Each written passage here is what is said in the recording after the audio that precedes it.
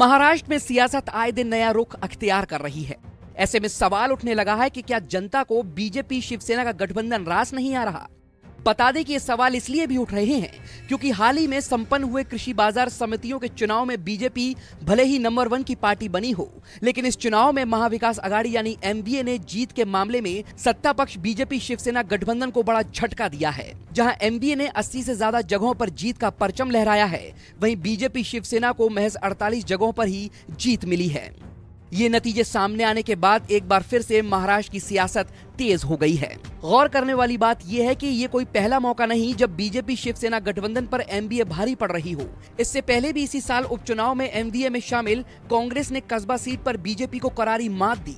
कस्बा सीट पर हमेशा से ही बीजेपी का दबदबा रहा था। साल 1995 से इसी सीट पर बीजेपी ही जीत हासिल करती आई, लेकिन इस साल कांग्रेस ने बीजेपी का किला उससे छीन लिया। वहीं शनिवार को महाराष्ट्र के 147 कृषि बाजार समितियों यानी एपीएमसी के चुनाव का रिजल्ट सामने आया। इस चुनाव में जीत के मामले में बीजेपी अव्वल रही।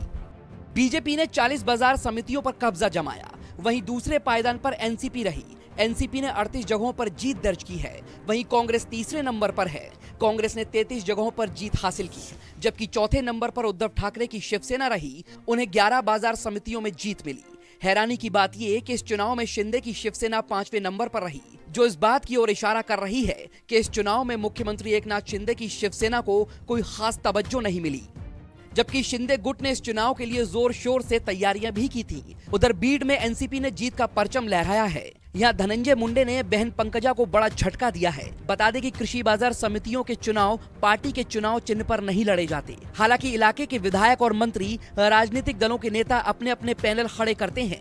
ऐसे में चुनाव के ये नतीजे बीजेपी और शिंदे गुट के लिए चिंता का सबब बन सकते हैं, क्योंकि 2024 में लोकसभा चुनाव है। ऐसे में ये नतीजे शिंदे गुट के लिए बड़ा झटका माना जा रहा है।